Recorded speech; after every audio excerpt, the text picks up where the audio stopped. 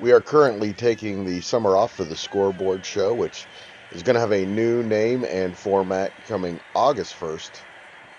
All your Pacers and Colts news, Fever, IndyCar, IU, Purdue, Ball State, Butler, the major national sports news, and of course the best high school sports coverage in central Indiana.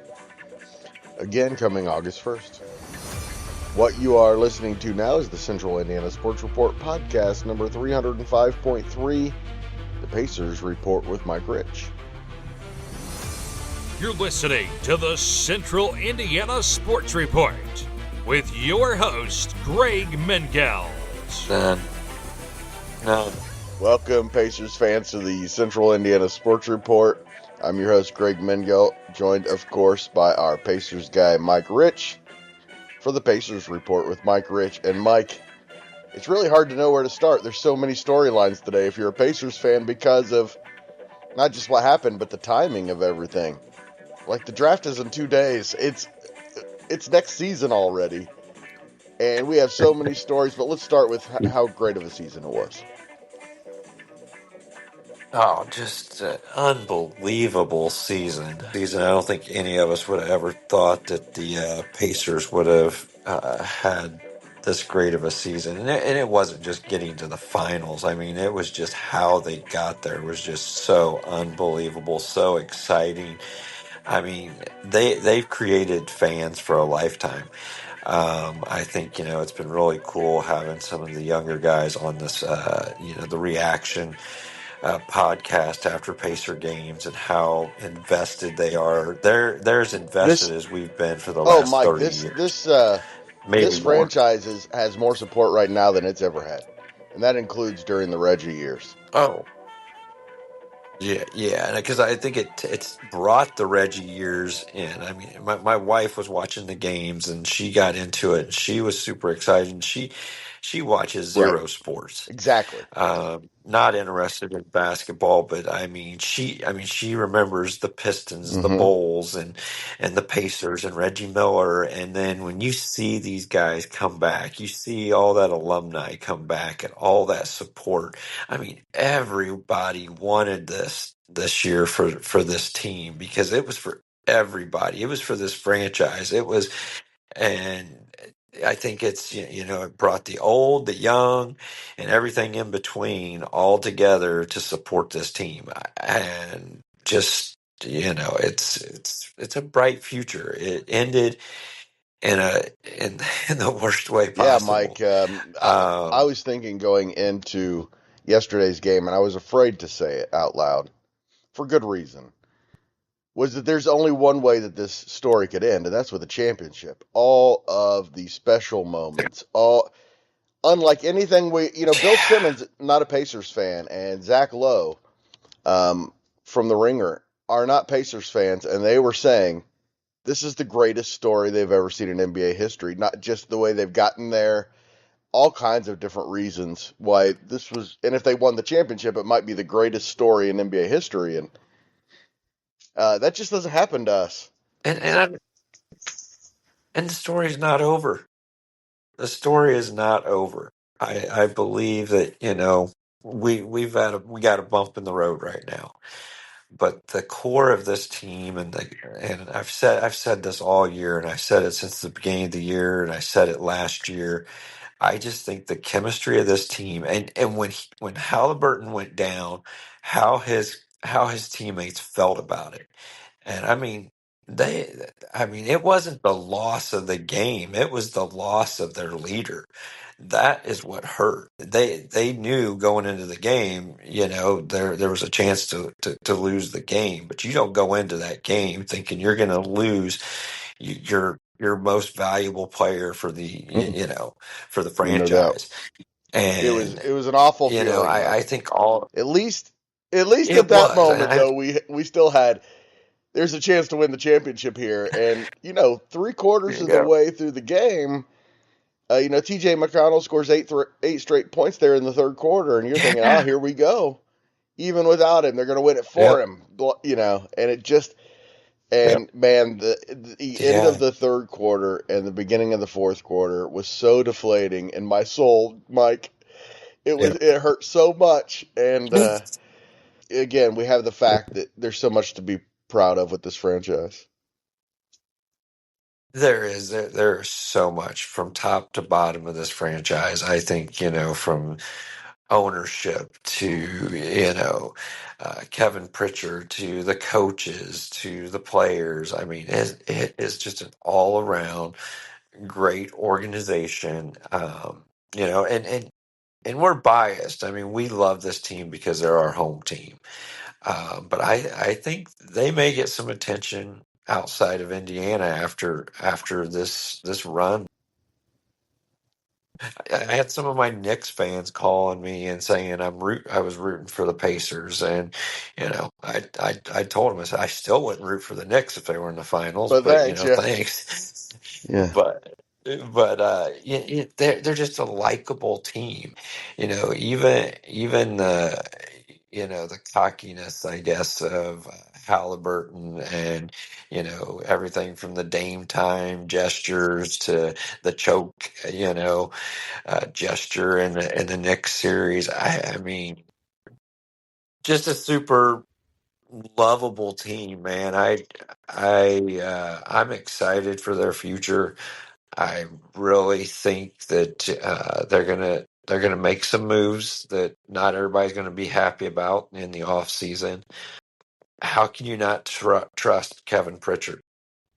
It'll be interesting to see if the injury to Halliburton changes Pritchard's approach to what happens this offseason. You would think that it would have to, but I'm guessing with the offseason beginning, like right now, that he had a plan, and I'm guessing it's changed right now.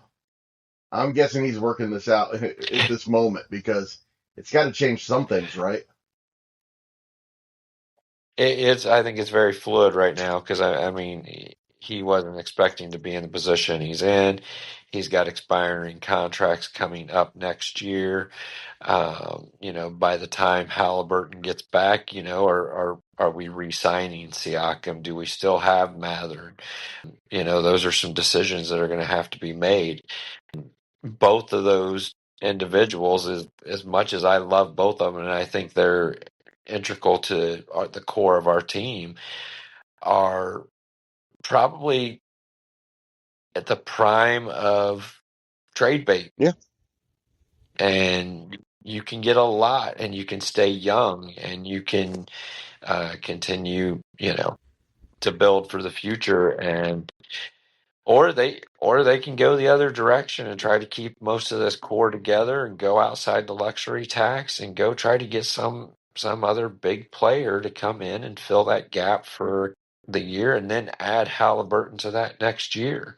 Let's hope that's the way they go. I really You hope know, that's the direction they go because there's no reason they can't be a contender next year in a what looks like it's going to be a weak Eastern Conference. But the key, of course, Mike, is the development of Jarris Walker, and I believe the development yes. of Ben Matherin if he is a Pacer. Yeah, I think Mathern will mature again. I mean, this is his first playoff experience, and it was pretty good for the first run in the Yeah, playoffs. a lot of positive Um, signs at least. I a lot of, yeah, a lot of, he's young, he's got to grow, he's going to mature in some But areas, he's going to be but an incredible the raw scorer. talent. He's going to be an incredible scorer. Oh, and he's Yeah, ruthless. exactly. And most of the time he's a great free throw Yeah, shooter. A that's right. great Most free of the time. throw shooter. There's a lot there for the future if he really works in the off season, and he's going to have the opportunity if he's on this team next year to be in a very important role and potentially starting in the starting lineup. I Mike, I mean, know it's kind of a joke on this podcast, but and he's still only 20 years old, but does this open up an opportunity for Johnny Furphy to become a future star? he's going to get You would think minutes. so. It's next man Yeah. up, right? That's so who's coming off the bench to go into the starting role and going to pick up more of Halliburton's time. Somebody else has got to fill their role, and he's got an opportunity, and again, just young. but he's got talent, and it's going to be interesting to see what they do. The East is right now looks like the easier path to the Oh, without finals, question. and we don't know how everything's going Right. to play out in the draft. We don't know how things will play out in the off season. We don't know who's going to go where, but right There are now, I questions mean, with everyone in the I East. think Oklahoma's path just got harder. Yeah, there are questions with everyone in the East for sure. But if Boston makes the right moves, if Milwaukee makes the right moves, if Cleveland makes the right moves, they could be the best teams in the NBA. Orlando just made a big Oh move, yeah, and they've got a guy who's about to make a jump, I believe, to superstar. So they're going to be a contender. But right now, it looks like the East is pretty wide open. Unlike anything I can remember since a kid, I felt it with this team.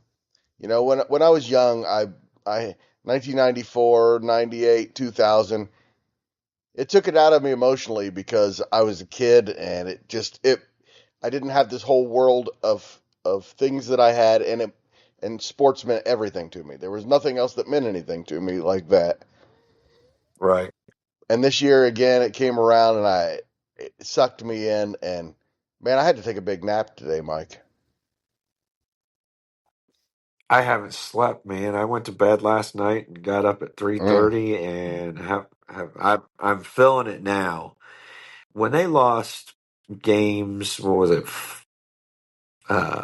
4 and 5? I didn't want to talk sports. I didn't want to listen to any ESPN or anything because I just didn't want to see it.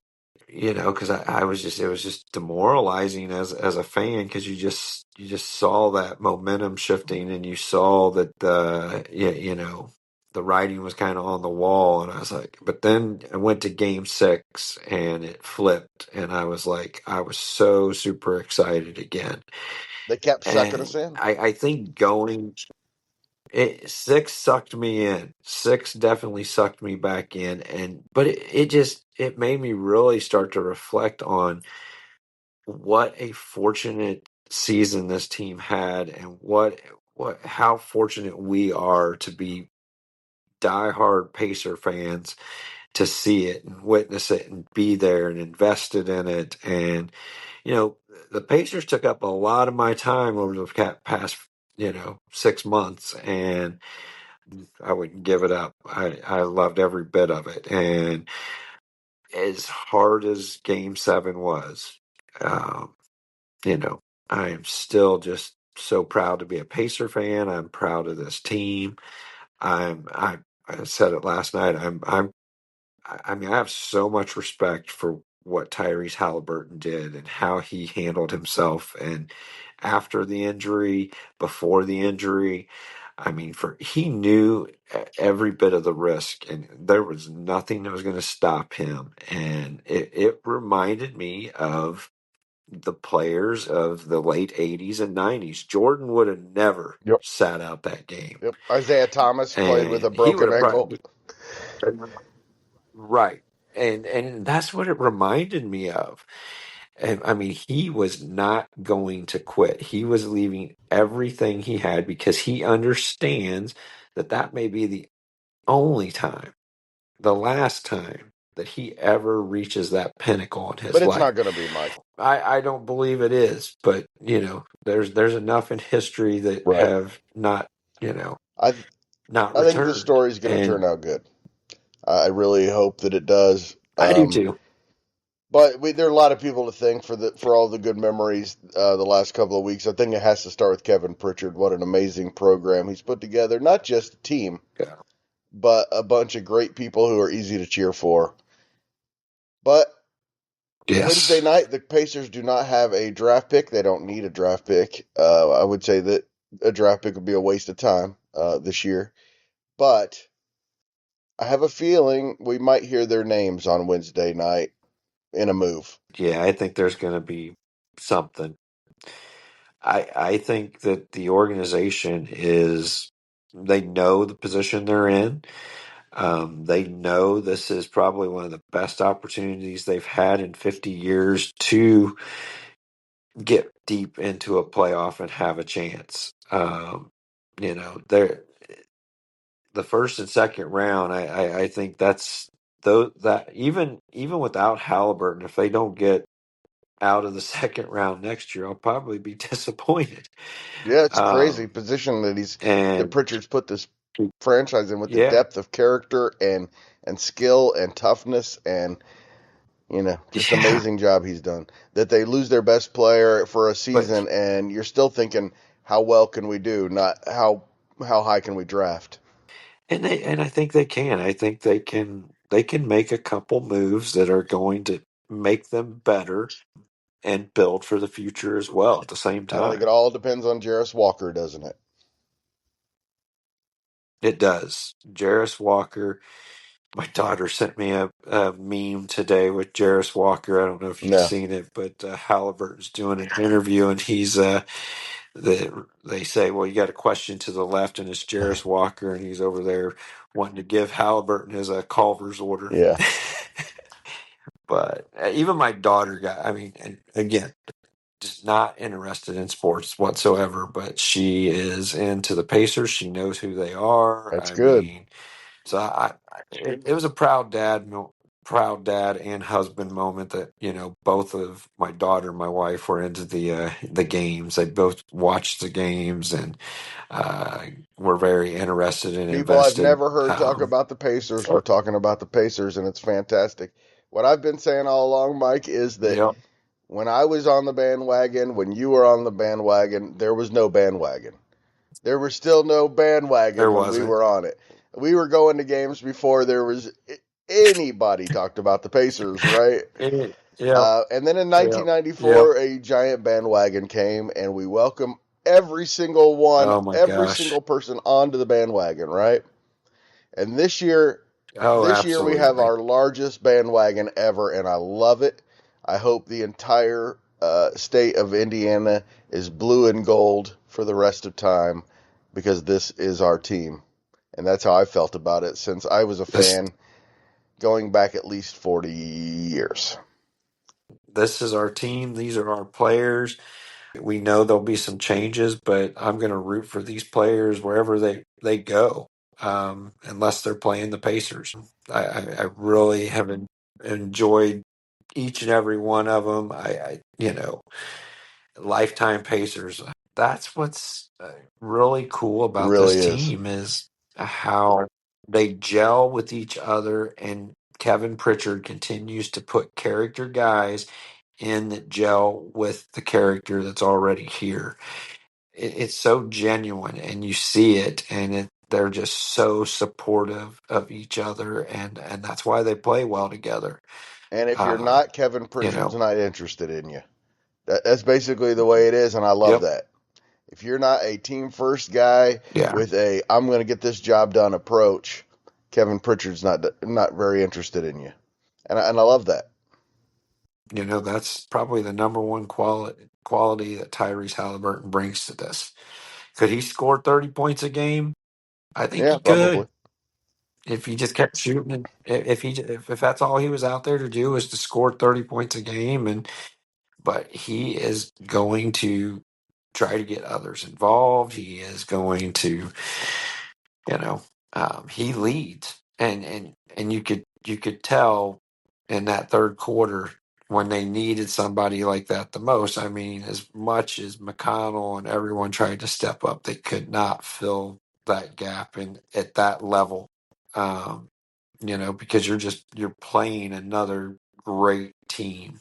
And I think OKC was built the right way too. And as much as I disliked watching them win last night, you know, they're they were the regular season I best team in the don't even know league, what you're and talking about, Mike. I don't even remember it. you don't even No, remember it. No, Oklahoma could just go to hell. yeah, we could put them on the we hate the most here in the I in the think near so. future. I think so. And again, they But have a bunch but of I good think guys that too. We know that they're. It was amazing how little drama there was between games. It almost made the series a little boring. Bunch of good yeah, guys, and that's going to be the direction that the NBA looks like it's going to go.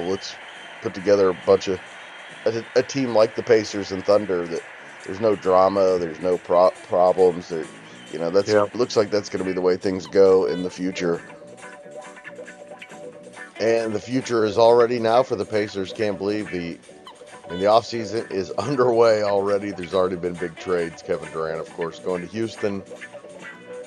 And the draft is Wednesday, and then the free agency period begins, and we will have every single bit of it for you all summer with our Pacers guy, Mike Rich, who you just heard from, our NBA guy, John Robertson, our national sports guy, Will Rutherford, and, of course, from our guy, Mike Hutzel, who has done an incredible job filling the role of sidekick right now, but we're going to find a permanent role for him as well. All going to be talking about the NBA and the Pacers and the NBA draft. We will have an NBA report with John Robertson in the next, I don't know, sometime before the draft. I'll say that on Wednesday. Hope you enjoyed the podcast. If you did, we ask nothing in return except for that you help us spread the word that the Central Indiana Sports Report is out here and awesome, and more people need to know about it. Thanks so much.